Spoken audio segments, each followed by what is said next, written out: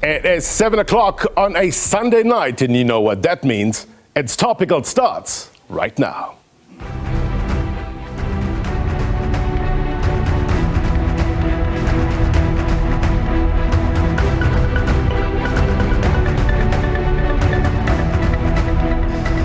A very good evening to you, South Africa, those watching around the world. My name is Blaine Herman, and this is It's Topical, our digital audience with us tonight. Good to see them, good to have them on the program. Looking forward to getting their questions for our guests in a short while. The BRICS expansion process in play. Consensus on the first phase. Argentina, Egypt, Ethiopia, Iran, Saudi Arabia, and the United Arab Emirates will become full members of BRICS, seemingly a geopolitical shift, right? A diverse group of nations. But question, can there be unity in diversity to affect change? President Ramokgopa said through this summit, BRICS has embarked on a new chapter in its efforts to build a world that is fair, a world that is just, a world that is also inclusive and prosperous. Also speaking at the summit, you heard Russian President Vladimir Putin saying that they unanimously stand for the shaping of a multiple world order, which is genuinely equitable and built on international law. What does that mean in practical terms? What does that mean for our collective future? We will discuss. There's also a need, I guess, to guard against an expansion of BRICS that could lead down a path where it contributes to conflict in the global community. Also, this memorandum of cooperation with Chinese entities, 8 Chinese entities which are said to be the global leaders in the energy space. We're told the agreements are part of South Africa's efforts to advance energy security and energy transition. How soon will we see results? Answers coming up, which leads us to the question of the week. And we're asking you, what stood out for you during the 15th BRICS summit hosted in Johannesburg? Simple question. As always, complicated answers.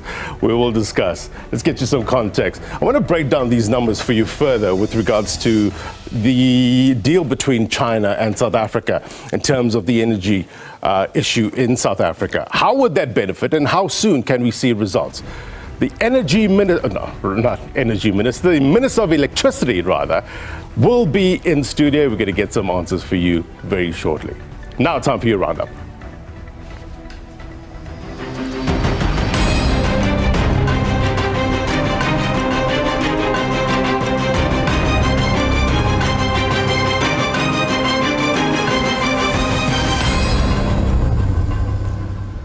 Right, before we get to the topic of the night, another big story on our watch. Zimbabwe. Yeah, Zimbabwe's election results in.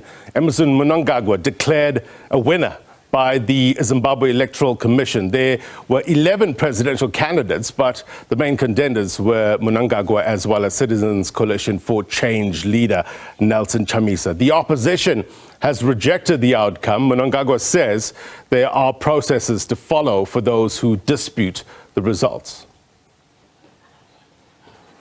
I don't think it is in the mandate of election observers to interrogate institutions of a sovereign government, the judiciary, the legislature, and governance. It is clear that we are rejecting the election as a sham, the result. The process itself, we disregard it, and it's in line with what the SADC observers have said. All right, so I want to get the very latest. Let me bring in Sophie Mokoena. She is SABC News International Editor. She joins us now live via the phone. Sophie, good to have you on the program. According to Zimbabwe Electoral Commission, as you see the numbers here in front of me, Emmerson Mnangagwa won by just over 52% of the vote. Nelson Chamisa taking 44%. Mnangagwa saying earlier today that there was no violence at all, and shows how mature the country's democracy is. What's been the reaction from the other contenders? Well, certainly, as you heard earlier on, Nelson Chamisa rejecting the results, pointing to the challenges the ZEC or the Zimbabwe Electoral Commission had to face. And saying that it looks like this electoral body was not ready and they didn't conduct the elections in a fair and impartial manner, because they are saying that they were still waiting for the forms that are used to really verify and confirm the numbers. And it is for that reason yesterday, as much as ZEC did announce the results, you know that when you announce the results, all parties must sign off that result. Yes. Then they didn't sign because they don't agree. According to them, the process was not completed. And therefore, you already have a problem. And we spoke to one of the former ministers during former President Robert Mugabe's tenure, who is in the country. You know that some of those who worked with former President Mugabe fled the country after the coup, pointing out that looking at the reports from the observers, particularly the SADC, the regional body, you cannot, as any people who contested elections or who have best interest in elections accept the results. And therefore, clearly, many are going to use the SADC report to discredit the results and even take the matter forward. Yeah. I just want to talk a bit more about that. So, Mr. Ramokgopa said that some observer missions went beyond their call of duty and began interrogating legislation passed by the country's parliament. What were some of the key findings from these election observer missions deployed to Zimbabwe? You would recall that they spoke about the so-called patriotic bill. There was an amendment to the laws in that country where the country tightened the laws in relation to how people conduct themselves when they criticize government, and particularly if you are outside the country, and the relationship with people outside the country criticizing government and how government is run. And therefore, they were talking about that. And the second issue was, you'd recall that since the election, there has been a push for the transformation or some changes in terms of the electoral processes. But it looks like those reforms that were supposed to be approved and implemented, not much has happened. But when you speak to government, they tell you that they've done a lot. Yeah. And also, you saw the processes leading to elections. There were many court challenges. And some who contested the processes were aggrieved in terms of how the judiciary conducted themselves, or the judiciary conducted itself. And therefore, clearly they are referring to that. And the president saying that criticizing the judiciary going overboard. But when you look, for example, in Kenya, recall at some point in time, I know that the last term of President Uhuru Kenyatta, when there was a dispute between President Kenyatta and Raila Odinga, the then former South African President Thabo Mbeki, who was the head of the election mission, I think it was AU, yes, he encouraged them to go to court. So he had to be involved in relation to judiciary processes. And therefore you can't say the observers cannot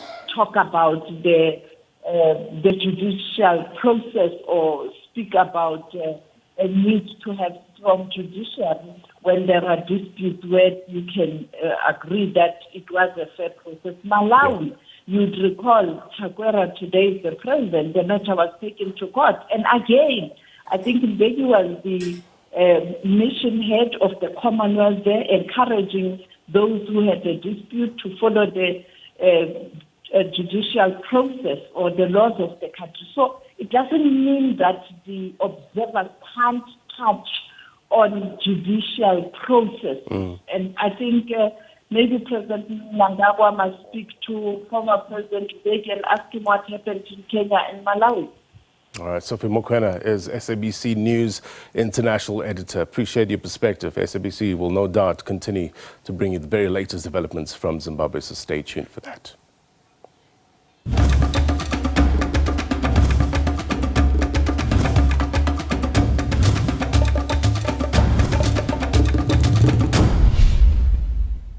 All right, let's get you some context. And as always, we turn to the magic wall. And for that, tonight, my guest, Velimseni Mtiane, SABC Specialist Researcher, Business and Economics News. Thank you, sir, for joining us. It's good to have you to break down this for us, because I think it's important.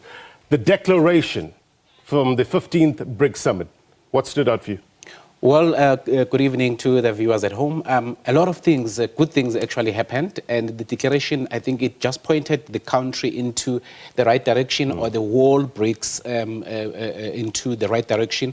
For me, it was the admission of these 6 countries, which bring along about more than 400 million people. And then they bring all together combined a GDP of about $3 trillion US. This is very significant in terms of the market size of BRICS.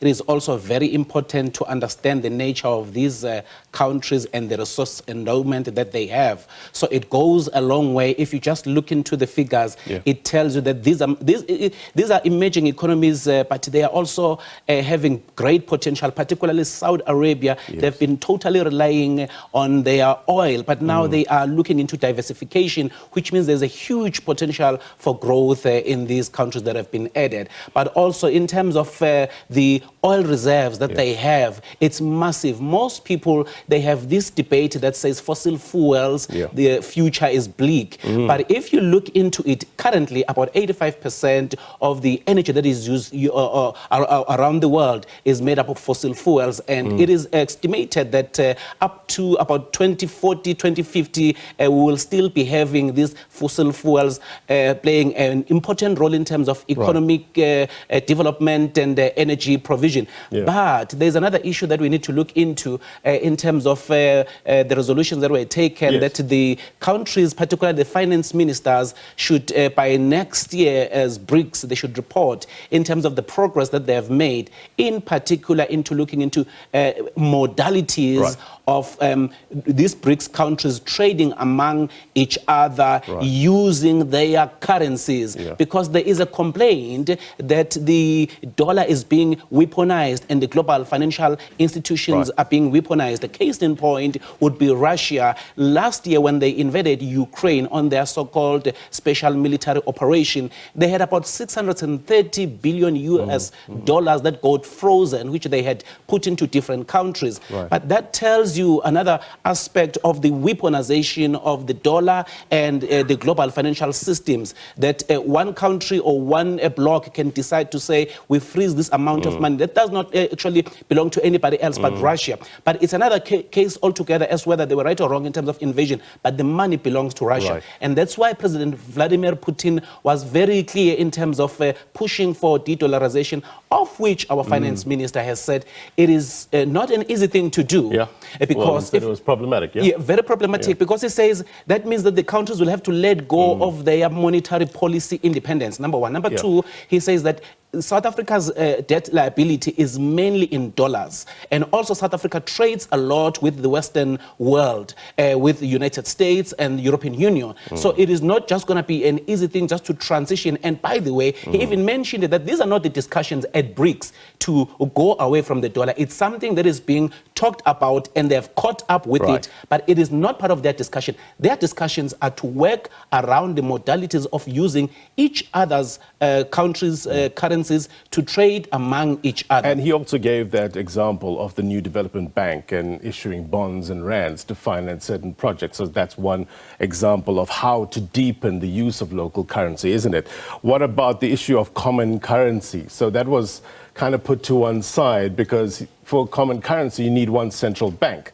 And for that to happen, certain countries might lose their autonomy in terms of monetary policy. And he said, our finance minister, that some of the BRICS countries might not be ready to lose their autonomy in that regard. A good example, you have to look at the reserves that these BRICS member states, they have in terms of US dollars. China by itself has got close to $3 trillion US dollars in terms of their reserves. So there are huge reserves that are in dollar that these BRICS member states they have. And it's going to, you see, another issue about the relationship between BRICS and the whole world is not a hostile relationship. So it is not here to replace the current existing global financial systems, but they are to work around finding loopholes, because the current global financial systems, they've got loopholes. Yeah. The dollar and the SWIFT system, for instance, they're being weaponized. So there has to be a situation whereby when these loopholes are found in these global financial systems and the other countries who get affected, they find a way to work around it. So BRICS provide that alternative to say there can never be one unipolar order, but there has to be multilateralism, which is part and parcel of the declarations, to say the world must increasingly become multilateral so that the decisions that are taken are not taken in a top-down approach. Everybody in the world, according to the UN Charter, every state is sovereign and they have an equal voice. And the reforms in terms of United Nations Security Council, remember that some of these institutions were formed when the world just came out of World War II. So, but it's been decades thereafter. So it has to transform and reflect the current realities of geopolitics and geoeconomic situation. It cannot be that by this time, African country does not have a powerful voice in the United Nations Security Council. Those are the things that they called for, that there has to be reforms. And I'm glad that the United Nations Secretary General echoed the same sentiment and said it's about time that these reforms, they are implemented. And they went very hard on dispelling the issue that BRICS is anti-West, isn't it? I was listening to Gordon Gwan, I was just looking at what he was saying. He said that just before the Russia-Ukraine war, Russia and Ukraine combined constituted 5.4% of our total trade. So that's relatively small. So you can't now just shun the West, isn't it? South Africa is very clear. They are part of BRICS, but they are in no ways putting this membership of BRICS as their stance of being anti-West. South Africa has got very strong relations with the United States, and this still remain. One of the, I think it's the Black Business Forum's president, Hanki Matabane, said, you know, the president played a very important diplomatic cards. He walked on the eggs without breaking any of them. So I have BRICS and South-to-South relations that he was nursing, that South Africa is nursing at the same time, not forsaking the important relationship that South Africa has with the West, because for us, South Africa, we are very much trading with European Union, with the United States, and as a country, there is no anti-West stance. And that was clear even during BRICS, because it's about a South-to-South cooperation to find a gap whereby the developing or emerging economies can work together in terms of development. And if you look, these nations are not the same in terms of their political, ideological orientation. And many people have been pointing out that some of these countries that are joining BRICS, they are sort of authoritarian. So it's becoming a more and more consolidation of authoritarian states who do not want to conform to democracy. But each other, with BRICS, each other's politics is left to each other's country. So the issue here is trade, is relations in terms of a sharing of skills, sharing of knowledge, sharing of technology, and also a win-win situation, as the President Xi Jinping of China would say. Well, let's just talk about China and our relationship with China, and with regards to the deals that were signed regarding the electricity crisis, about 170 million emergency power equipment donation. What does this mean for South Africa? This is, I always said that at the end of the day, after these deliberations have taken place, what has to happen at the end of the day is that the people on the ground must feel that South Africa is part and parcel of this important bloc, which is called BRICS. Now it's going to be BRICS plus something. Now, if we look into what China donated to South Africa in terms of emergency power equipment, of which they've already said, some of it, majority of it, has already left China and is going to be used in terms of assisting crucial government entities like police stations, hospitals, and so forth, in terms of making sure that whenever we have load shedding, they are spared that without load shedding, and they are continuously able to provide services to the members of the public. And also the African states, they benefited a lot because China has put about 500 million rands in terms of assistance. And there are three aspects that they mentioned. Number one is that they want to share their talent. And number two, they want to make sure that South Africa's industrialization is supported, because China has been saying, in terms of the skewed balance of trade between China and Africa, they want to fix that. So they are saying they are prepared to buy high quality product in Africa, but the African continent need to industrialize and be able to produce final goods of high quality. And then also, if you look in terms of the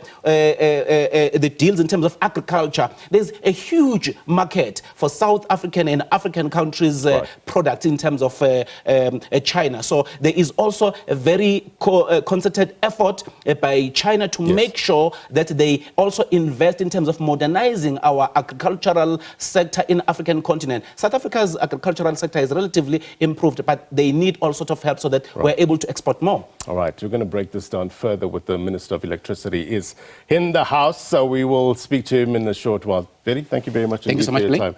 Breaking it down first, that was our specialist researcher, business and economics news. We thank him very much. All right, it was a meeting of enormous significance by many accounts, right? From the colorful traditional songs and dances during the dignitaries' arrivals to the discussions about membership expansion as well as economic issues. This is what we learned during the 15th BRICS summit here in Johannesburg. Take a look.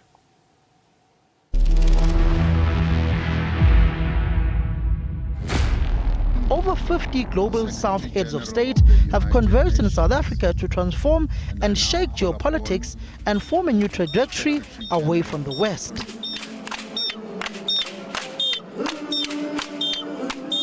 Advancing the African agenda for us is a strategic priority as South Africa during its chairship of BRICS. The objectives and irreversible process of de-dollarization of our economic ties is gaining pace. We are working to fine-tune effective mechanisms of mutual settlements and monetary and financial control.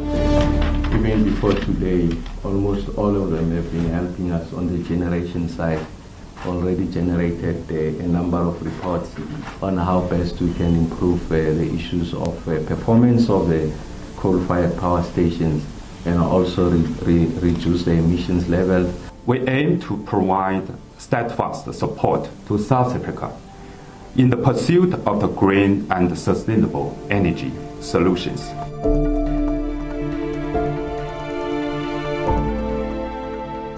The Ukraine war shows the limitations of the UN Security Council.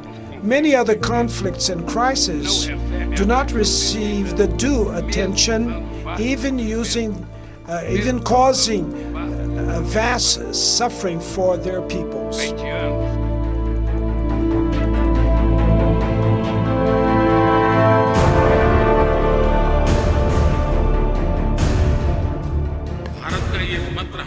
India has always believed that the addition of new members will further strengthen BRICS as an organization, and it will give our shared efforts a new impetus.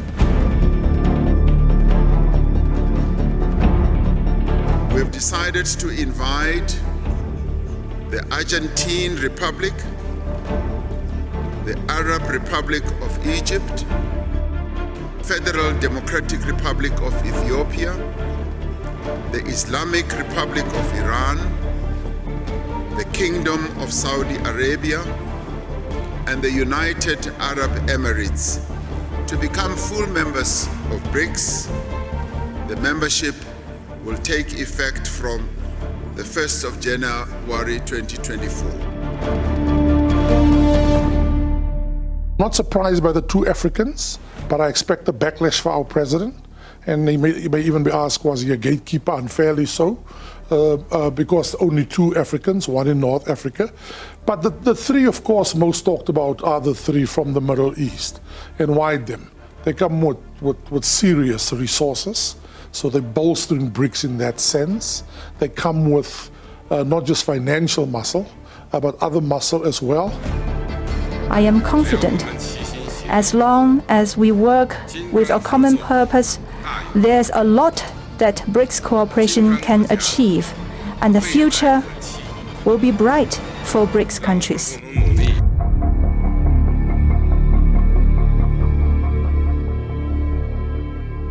So speaking about the muscle there in that montage, to what extent will this expansion strengthen BRICS' clout on the global stage? We will discuss. Let you have your say now on our regular feature. It's called the Word on the Street feature, very popular. We took to the streets of Johannesburg seeking diverse insights and perspectives on this topic. And this is what people had to say regarding this matter. Take a look. The fact that they've also added new members into the BRICS, we can't wait to see globally what the significance of that. Obviously, those are big players when it comes to the oil production in the world. So it's going to be very interesting to watch in the next couple of years. What stood out for me was I found the summit to be well organized. Apparently the security was at very high level, and I wish that we could organize every other area of our lives in South Africa for every community the way that they managed to do the BRICS summit. The thing that stood out to me in the BRICS, the entire thing is like the new organizations that joined, the new countries, the oil trading, the 7 major oil producers of the world is now part of BRICS. I really think when we're looking up as South Africa, as a third world, I think we can do something really good now. China did a really good job with the donation of the money, and surely the governments and the ESCOM, they will make a plan with that. I think it's more positive outcomes for South Africa and new opportunities for South Africa, where we can help our economy and grow our economy. China has promised to put 500 million towards the alleviation of the energy crisis in South Africa. So that's very welcome. However, 500 million I think is relatively small in terms of the scale of what's required to fix the energy challenge that we've got in South Africa.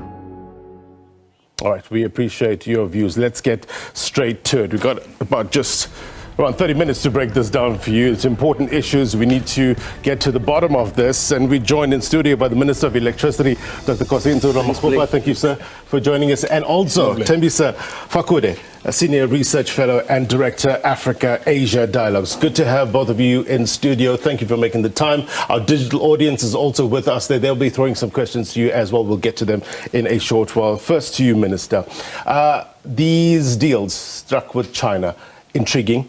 Let's let people understand where we're coming from here. So it's meant to enhance or support South Africa's shortfall in terms of energy. How? Well, thank you very much, and good evening to the viewers back at home. So the deals are a long time coming. We have had several engagements with the Chinese, brokered by the Chinese ambassador to South Africa. We went to present, if you like, the nature of the problem that we are dealing with, and we were able to compartmentalize it into really 3 sections. The first one is that there is an immediate intervention to help us to provide relief in the context of the intensity of load shedding. And then there are short to medium term interventions in terms of improving the generating capacity and ensuring that they were able to reduce the emissions level at the existing power stations and also connect renewable energy sources on stream, and that speaks to the transmission issues.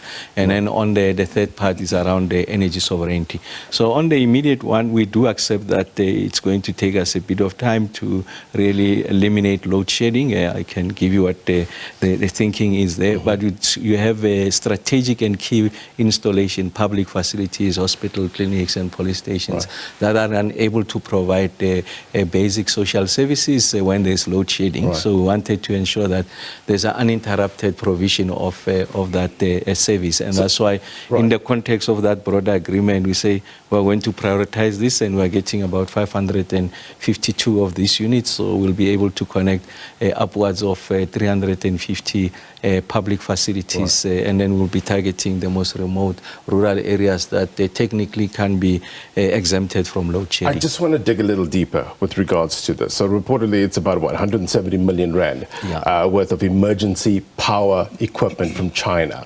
What are the timelines? And just break it down in terms of practically when can we see results? Well, the shipment has left. I mean, left the week of the 14th. So we expect it to land here in the next week or so. So on our side, we're working with the provincial authorities to identify those public facilities that will benefit from this donation. And then also, once we take ownership of this, when we take it to Province X, they must put it on their asset register, and going forward, they are responsible for the upkeep and maintenance of those assets. So we are completing all of that, and like I said, we expect this to land. And it ranges in terms of power supply from 6 kilowatt, really, these are small units, and then to about 200 kilowatts, and we can support a big clinic and an average hospital. And it also has a combo of PV solutions to power the storage capacity, battery storage, and of course we also have inverters so that they were able to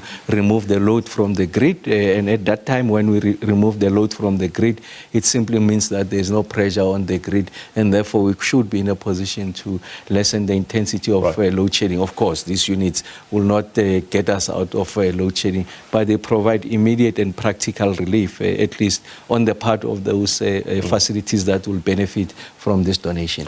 Mr. Fagude, it's the deepening of South Africa-China cooperation, this time in the energy sector.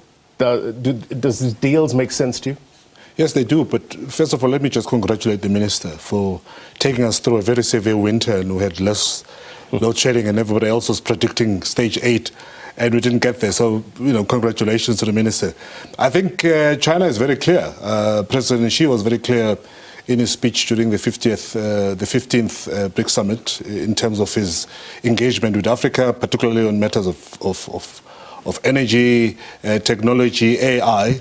So it is a deepening relationship. And, China has got is committed to Africa. The Belt Road Initiative requires good neighborliness. So if you're going to build a road from China, from east to west, you need to go through a number of countries in Africa.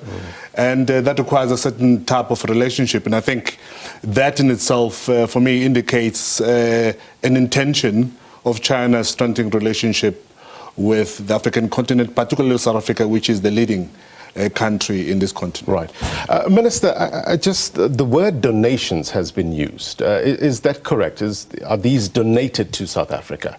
Oh yes, I mean the point I made earlier on is that we had done a lot of technical surveys, audit, of course working with ESCOM and energy experts on what the kind of equipment that will be required, and we were able to compile that, and the Chinese then arrived at a determination that given their current capacity, they are able to give us this 555 units, and yes, they are exactly that. There's no strings attached to that. Of course, the only condition is that once they land here, ownership gets to transfer to us. We had to resolve the issues with regards to SARS. We had to resolve the issues with regards to the SABC, and we know that they meet the highest technical standards. So these are the same type of equipment that they will be used in other more industrialized Western countries. So we really did not tone down on the technical specification. So yes, I mean to your question, this is exactly that, these donations. But like I said, I mean it must be seen as part of the totality of those interventions.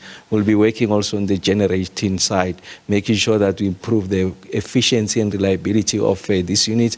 And there we talk about the technical and engineering expertise, working with the general managers at the various power stations, including the issues of transmission and distribution. So apart from what you just mentioned, did China set any other conditions? No. Like I said, I mean, if there were conditions, I'll share with you publicly, because I think our relationship with the public on matters of electricity, how we're resolving it is that we're going to be transparent and brutally honest with regard. No, there are no conditions. Like I said, we are going to take ownership when it lands, and there's no requirement or an expectation going into the future that the following must be done in lieu of the donation that we've given to you. The deal struck with China and the endeavor to improve the energy sector? Was it limited to China or restricted to China? Were other BRICS countries consulted? Oh, it's an excellent question. So the Chinese one is a culmination of engagements. We have arrived at a point where there's something concrete we could sign, witnessed by the two heads of state, President Ramokgopa and Xi Jinping, who are pursuing conversations with the Brazilians. And the biggest lesson to be learned from the Brazilian really was the rate at which they were able to expand their grid. We know in South Africa we need to expand the grid by about 14,000 kilometers in the next 10 years to accommodate, amongst others, the renewable energy sources. In the past 10 years, to put it into context, we did 4,000 kilometers.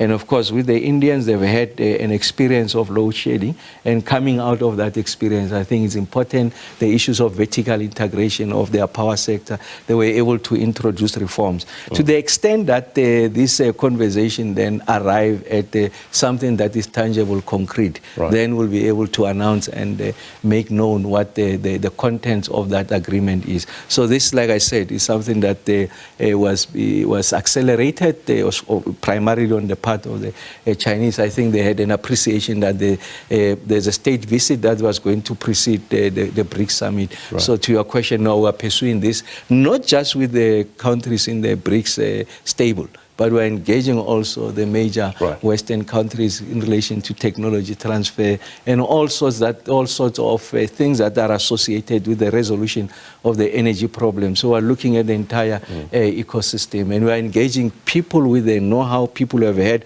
almost similar experiences, people who are advanced in terms of technology assimilation. Those are the engagement, and to the extent that they culminate into something that can be codified in the form of an agreement, will make that possible. Just before I get to our digital audience, Mr. Fakude, let's talk about the expansion. Started off with BRIC 4, added South Africa, BRICS 5. By January, we're going to get to 11. Adding more members, do you think agreement is going to be more difficult now, looking at the countries that's been invited? I don't think so. I think there's going to be the most important thing, of course, is creating a platform through which people can speak. For me, the most important thing about BRICS expansion is the proximity between the leaders to deal with issues, whether you call it talk shop or not, but the fact that there is a platform where these very important countries can go and speak. But the matching of the additional members, to me, is more interesting than anything else. Egypt and Ethiopia, who have been at loggerheads regarding the Ethiopian Grand Renaissance Dam, they're now sitting in the same table, meaning that you are likely to see some kind of rapprochement between the two countries. Saudi Arabia and Iran, who for a very long time did not see eye to eye, now they're sitting in the same stable. Chances are, therefore, that they are likely to have a discussion that will solve their problem, including the accusation by Saudi Arabia of Shia expansionism within the region. But the interesting one, and I was telling the minister earlier on, is South Africa and the United Arab Emirates, which has had some interesting people at the moment there. And the large amount of South African looted money, many of us believe is in the UAE. So that, to me, is also another interesting match. So I think overall, these countries that have been added are likely not only to succeed in terms of economic development, but they're also likely to achieve some sort of regional peace amongst themselves. Well, let's look at geopolitics, and I wonder what America is thinking with regards to Iran and then Saudi Arabia joining BRICS at the same time. What's running through their mind? Well, I think they're happy. Because Israel and Saudi Arabia for a very long time had a common enemy called Iran. Now you have UAE and Saudi Arabia who are pushing for the normalization process in the Middle East. And if that's the case, you are therefore likely to have Iran coming into the fold and starting some negotiations, because Iran was a common enemy between Saudi Arabia and Israel. Now we see that rapprochement between themselves and Saudi Arabia. So I don't think Americans are actually upset with the developments. They're much more happy, but also at the same time, the Americans, as you know, were involved in the standoff between Egypt and Ethiopia on the Ethiopian Grand Renaissance Dam. So if you're going to have both countries again sitting in the same platform, that in itself, I think, is an encouragement. And you are likely to see the Americans getting excited by it. But by the way, I don't think the Americans are sitting and waiting for their collapse because of BRICS. Right. We've seen Janet Yellen and Antony Blinken visiting President Xi, and Prime Minister Modi was in the United States again on a charm offensive. Later on went to France. So I don't see any animosity between the two, but I see them working together in the long run, particularly with the advent or the presence of someone like President Cyril Ramaphosa. And it's something that government ministers were emphasizing during BRICS, is that BRICS mustn't be seen as anti-West. And historically, South Africa's trade and investment has been embedded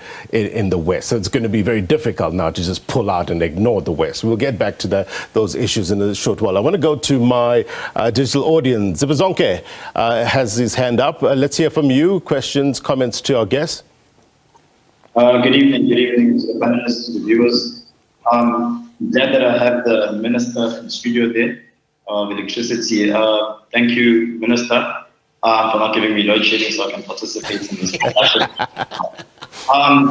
But I take a bit of exception from the guest next to you there, congratulating you on less load shedding. As a country, we shouldn't be congratulating less load shedding. We should be saying there's load shedding. We have a problem with load shedding. And now we talk about BRICS being an alternative. And that alternative is because it allows us to have more sovereignty as a country as opposed to a unipolar. But how does swapping the United States for China in terms of solving our electricity crisis going to be any different to what has been going on anyway? Because now what you're doing is you're outsourcing help to another state instead of looking inward. And there were people that solved load shedding in this country. We had a previous administration that solved load shedding. So why do we need to go outside and ask for donations under the guise of BRICS relations to fix an issue that has been fixed in this country before? So my worry with BRICS is that it's becoming too much talk, too much relations, too much. This is what we agree. This is what we've signed on paper, but there's no practicality to it. What is the small business owner in South Africa or young farmer? How are they looking at the new monetary system that this multipolar world is going to create and saying, okay, that's a better alternative to what I have today? What are those terms looking like? Can we get ministers to actually discuss those things in full so that we can all look at each other and say, okay, this is the direction we should go as South Africa? Let's put it to the minister. Minister, how do you react? Well, first is that the donation will never be a panacea to the resolution of load shedding. So it simply buttresses the work that we're doing. I mean, there's a number of hospitals that are exempt from load shedding, and others are very technically not feasible for us to exempt them. We are procuring this on our own, if you like, generators, a combination of solar, some degree of battery storage, inverters, and all of that. So we're doing that. So what this comes really is in addition to the efforts that we're making. The second one is that the Chinese have the biggest installed capacity of renewable energy sources of any country in the world. They're sitting at 608 gigawatts of a combination of solar PV and wind. Just to put it into context, that is about 12 times the size of Eskom just on the renewable side. So there's technology advances and modernization that they've done. So we're going to benefit from last mover advantages. And if you look at the terms of the agreement, we talk also about the localization and industrialization. So on the back of the crisis, we are going to ensure that we seize the opportunities within the life of that crisis. And what is that opportunity? Is our ability to be able to localize production of PV panels, batteries, and inverters, because we've got see-through of what the demand is.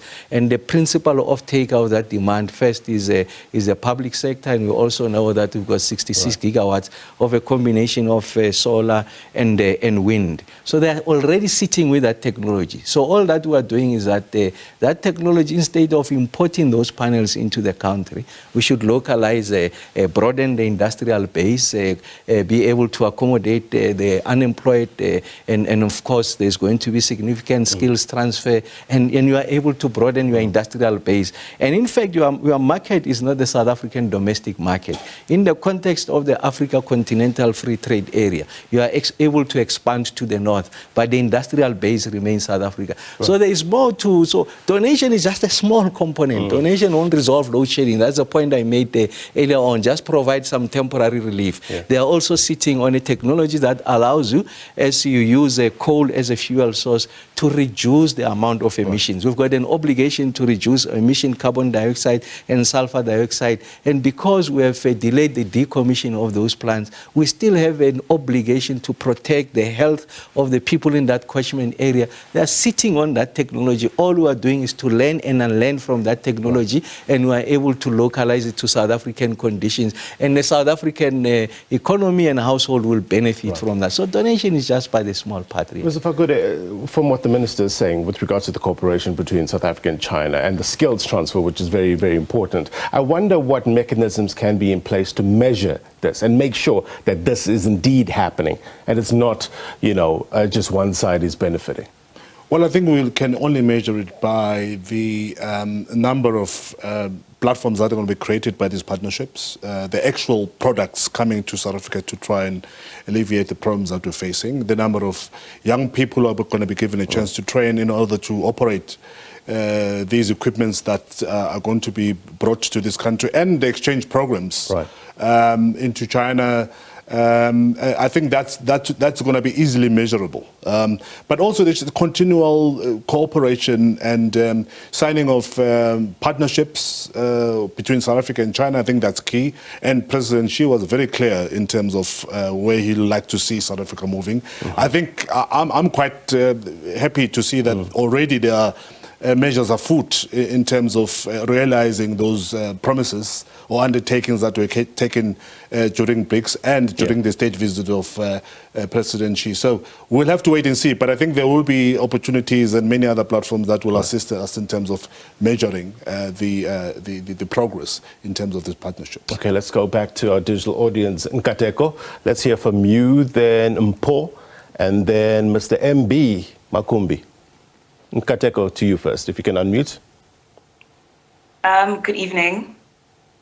So I wanted to ask, there's a lot of controversy surrounded around the countries that have been, the 6 countries that have been included into BRICS, for example, Iran.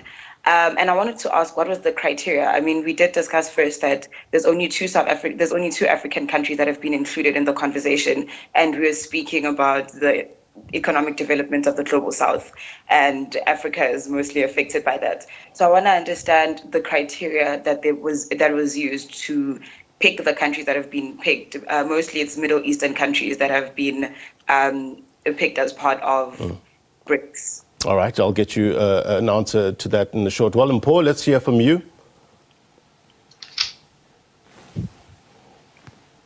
If you can unmute. Can you hear me? Yes, loud and clear, go ahead. Can you hear me?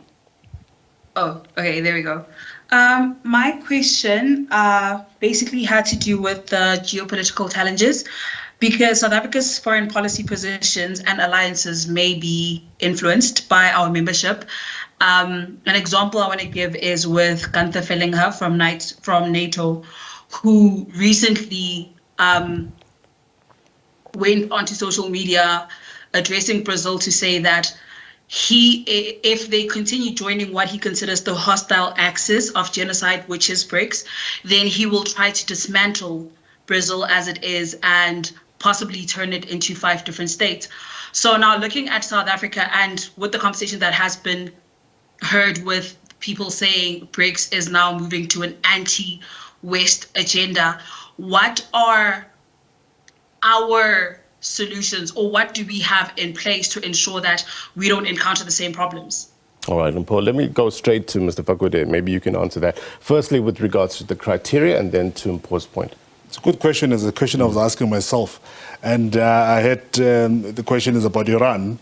I've had serious challenges with Iran, particularly after the death of Mahsa Amini, the young girl who was accused of not adorning her hijab or veil appropriately, and her head was hit against the police van until she eventually succumbed to her injuries. And later when there were protests, of course, and the protesters were arrested, and some of whom were sentenced to death. So that's a challenge. So I'm not quite sure what criteria was used.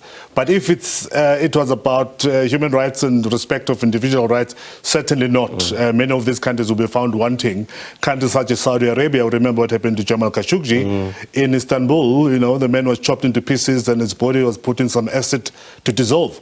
So these are the type of countries that we're having. We have Egypt that's full of, jails are full of activists and journalists. United Arab Emirates is also not the best in this regard because, you know, they led an unjust war in Yemen and killed thousands of Houthis. So I'm not sure what criteria were used.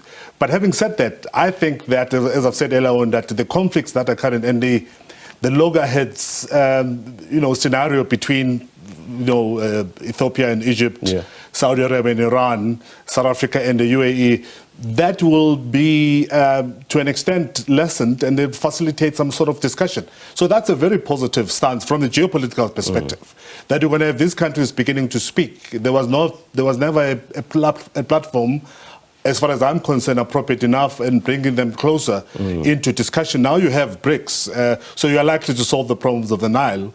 You're likely to solve the problem of Iran, Saudi Arabia, Shia expansionism accusation, and possibly we might just bring the Guptas sooner than we expect.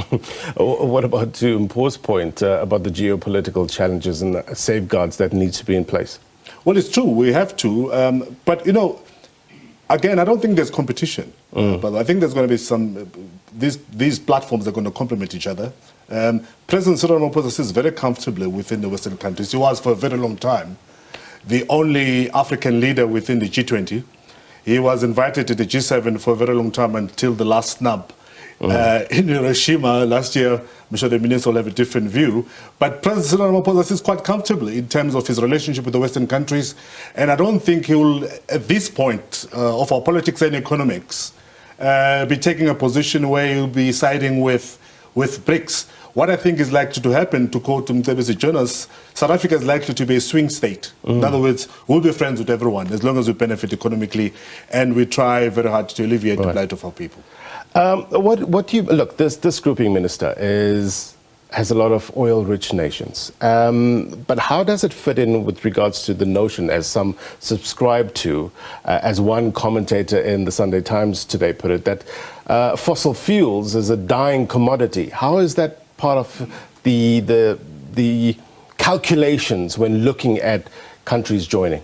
Well, of course, it's a very complex calculus, and I think you just need to look at the declaration. I guess it does inform in part what could have been the underpinning logic of introducing some of these members into the BRICS fold.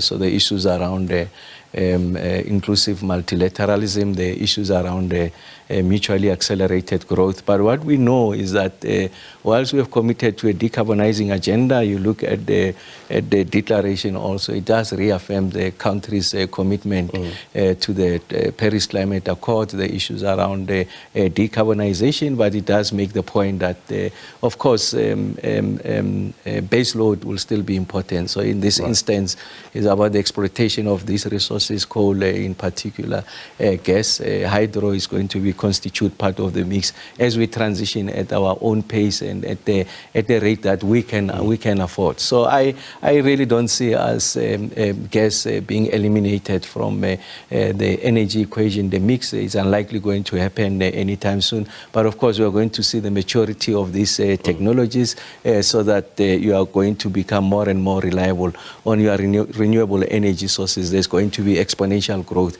There's work that we're already doing with Saudi and the UAE and Egypt in pursuing the opportunities around what we call green hydrogen. So there's significant amount of work that is happening, and these countries have committed to that agenda.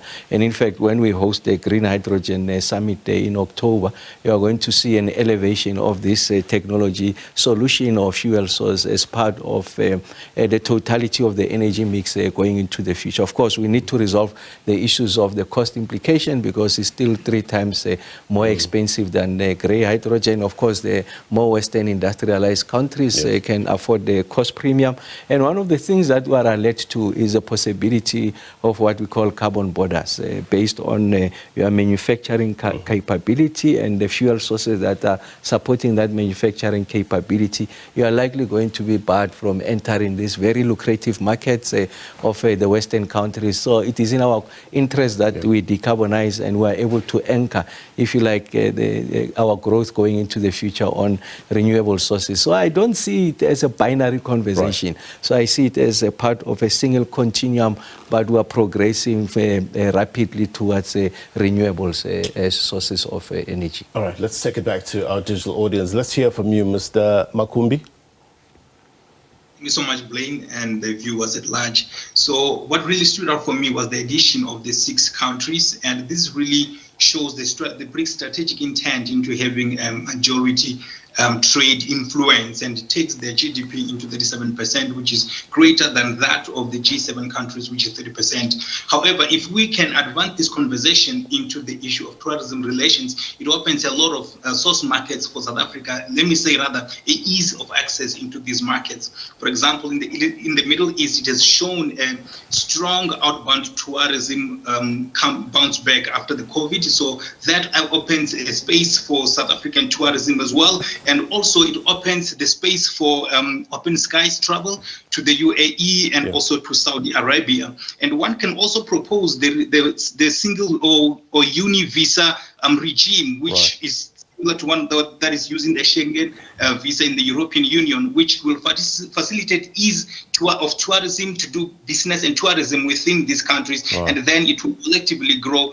the tourism revenues within these countries. So South Africa stands to benefit more. If I can just give one example with Egypt, over the last year, we had only 505 visitors from Egypt. So this again opens a good space to grow our tourism products with these countries. All right, thank you very much indeed. I got so caught up in the conversation, I lost track of time. It seemed that we ran out of time, but thank you very much to our digital audience that participated. Mr. Fakude, thank you very much indeed. Value added, no doubt. All right, before we go, here's my take, and here's the bottom line. Beneficial economic growth. It's a vision of BRICS, championing the needs and concerns of the people of the global south. And as mentioned by President Cyril Ramaphosa, it's beautiful words, right? On paper, but how quick will we see greater tangible benefits and viable solutions for our communities? The BRICS expansion, does it signal a more equitable world order? And to what extent does it strengthen BRICS' clout as this much talked about proponent of developing nations? And what about the need for consensus? Does agreement now become more difficult with additional members? Will it hinder progress? There will be a need to forget about fringe fears and points of fixation. Perhaps implement a majority vote model, reportedly suggested by Patrick Lukusa, a specialist in international cooperation at Wits University. Look, as it stands, BRICS countries are home to over 3 billion people. And that sets this to increase with regards to the new members that are coming in January. The question is, can it live up to its potential? We shall see, which, as you know, are the 3 most loaded words in geopolitics.